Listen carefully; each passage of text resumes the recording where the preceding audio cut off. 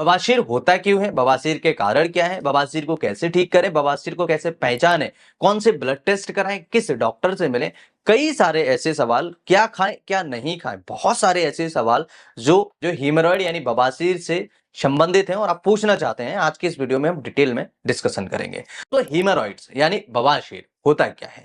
बवासीर यानी कि हीमोरॉइड पाइल्स की प्रॉब्लम जिन लोगों को भी होती है वो काफी ज्यादा परेशान होते हैं, तरह तरह के ट्रीटमेंट लेते हैं लेकिन कोई रिलीफ नहीं मिलता है और ऐसी कंडीशन में उनको काफी ज्यादा दिक्कत होती है। हीमोरॉइड्स का ट्रीटमेंट अगर प्रॉपर मिल जाए तो वो पेशेंट सुखी हो जाता है। और ऐसी कंडीशन में आज के इस वीडियो में आपको 3 ऐसी मेडिसिन सजेस्ट करूंगा जिनकी मदद से हीमोरॉइड्स की प्रॉब्लम यानी पाइल्स बवासीर की समस्या को आप ठीक कर सकते हैं।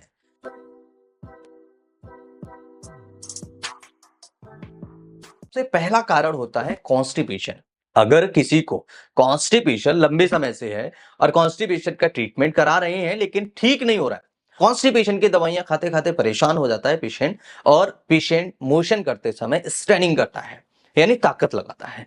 जब पेशेंट ताकत लगाता है कंडीशन में जो वहां की वेसल्स होती हैं उन पर प्रेशर पड़ता है, तो इस कारण से बवासीर होने के चांसेस सबसे ज्यादा होते हैं। दूसरा, इसके कारण फिशर भी हो सकता है। फिशर एक अलग प्रॉब्लम है, फिस्टुला एक अलग प्रॉब्लम है और हीमोरॉइड यानी पाइल्स एक अलग प्रॉब्लम है। दूसरा कारण होता है प्रेगनेंसी। प्रेगनेंसी में काफी लेडीज को देखने को मिलता है कि उनको पाइल्स की प्रॉब्लम हो जाती है, लेकिन इससे डरने की जरूरत नहीं है।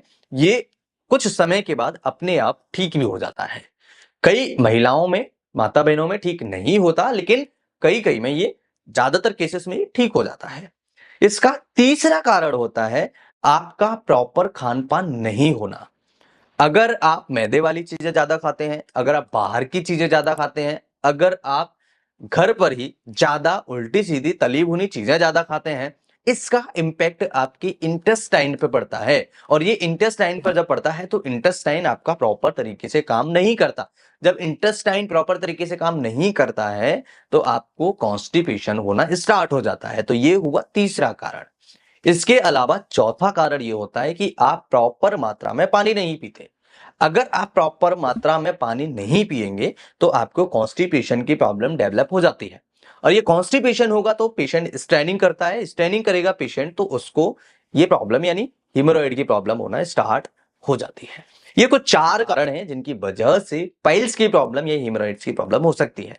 इसके अलावा कई और भी कारण हैं जो बहुत कॉमन है, रेयर है, लेकिन ये 4 ऐसे कारण हैं, मोस्ट इंपॉर्टेंट हैं, जिनकी वजह से हीमोरॉइड्स या पाइल्स की प्रॉब्लम हो जाती है।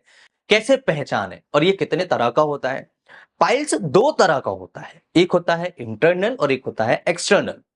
इंटरनल पाइल्स हीमोरॉइड्स यानी कि जो मसें हैं वो अंदर की तरफ बने हुए हैं और जब मोशन करने के लिए पेशेंट कोई व्यक्ति जाता है तो ये बाहर आ जाते हैं लेकिन फिर अंदर चले जाते हैं। दूसरा होता है एक्सटर्नल। एक्सटर्नल हीमोरॉइड्स होता है जो बाहर की तरफ एनएस के आसपास बाहर के एरिया में डेवलप हो जाते हैं और ये अंदर नहीं जाते हैं क्योंकि ये बाहर एक्सटर्नल एरिया में डेवलप होते हैं। अब इसके लक्षण क्या है, कैसे पहचान सकते हैं। सबसे पहला लक्षण, पेशेंट को मसे दिखना, महसूस होना स्टार्ट हो जाएंगे। दूसरा लक्षण है किसी को ब्लीडिंग होना स्टार्ट होता है। अगर मोशन करते समय खून आ रहा है, ब्लड आ रहा है, दूसरा लक्षण हो सकता है कि ये पाइल्स हो। तीसरा लक्षण होता है बहुत ज्यादा दर्द होना मोशन करते समय। अगर किसी को मोशन करते समय बेहद ज्यादा दर्द होता है तो ये लक्षण हो सकता है कि ये पाइल्स या हेमोरॉइड्स की प्रॉब्लम हो सकती है। हालांकि इसमें फिशर भी हो सकता है या फिस्टुला भी हो सकता है। अगर किसी को दर्द के बेसिस पर हम देखें तो यहाँ फिस्टुला भी हो सकता है, लेकिन फिस्टुला में एक छोटा सा फुंसी होता है जिससे पस आना स्टार्ट हो जाता है, लेकिन हीमोरॉइड्स या पाइल्स में ऐसा नहीं होता, पस नहीं आता है, केवल ब्लड खून आ सकता है। ठीक है, तो ये 3 ऐसे लक्षण हैं जिनकी मदद से आप पहचान सकते हैं कि पाइल्स है या कोई और प्रॉब्लम है। इसके अलावा कॉन्स्टिपेशन तो आपको रहता ही रहता है, कॉन्स्टिपेशन ज्यादातर लोगों में देखने को मिलता है। अब हम कौन से टेस्ट कराएं, अगर हमें टेस्ट कराने हो, ब्लड टेस्ट कराने हो, और कौन सी मेडिसिन हम सेवन करें जिससे हम इस प्रॉब्लम को ठीक कर सकते हैं या बच सकते हैं। देखिए, सबसे पहला तो आपको यह ध्यान रखना चाहिए, जब भी हेमराइड्स की प्रॉब्लम होती है, पाइल्स की प्रॉब्लम होती है, तो आप तुरंत अपने नजदीकी डॉक्टर से मिलिए।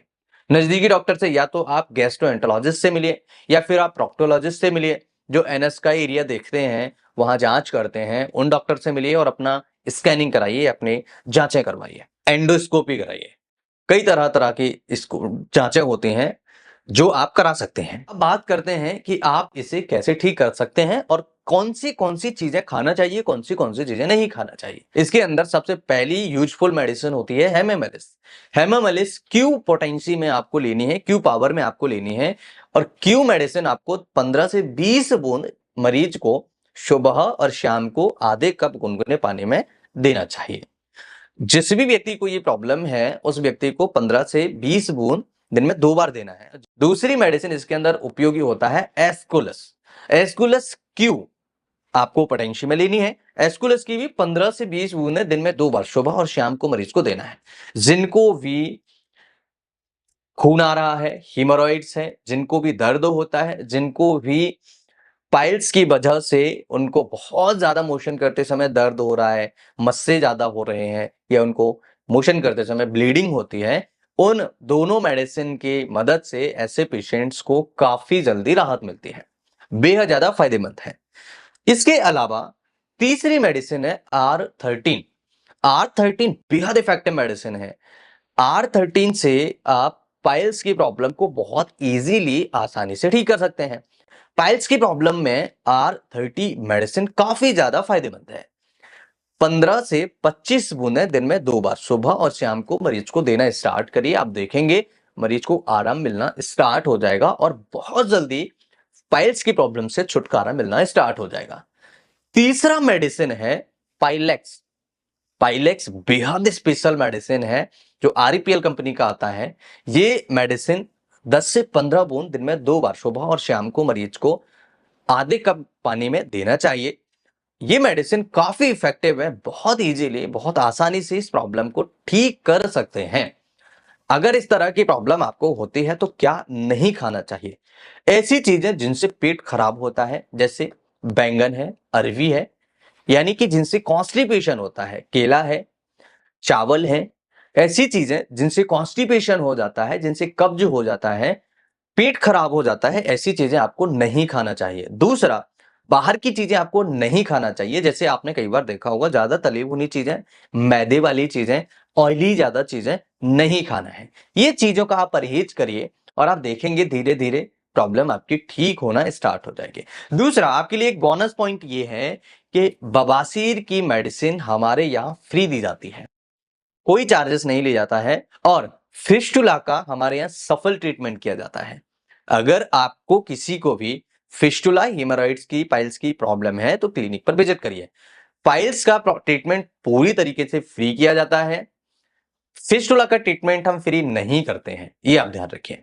अगर इस तरह की कोई भी प्रॉब्लम है, खाने पीने में ध्यान रखिए, परहेज करिए, एक्सरसाइज करिए, थोड़ा पानी ज्यादा पीजिए, आपकी प्रॉब्लम ठीक होना स्टार्ट हो जाएगी। वीडियो आपको कैसा लगा कमेंट करके मुझे जरूर बताइए। इस तरह की और वीडियो देखना चाहते हैं तो चैनल को सब्सक्राइब करिए। मैं फिर मिलूंगा इसी तरह के किसी इंटरेस्टिंग और ट्रस्टेड वीडियो में। तब तक के लिए स्वस्थ रहिए, मस्त रहिए और मुस्कुराते रहिए। नमस्कार।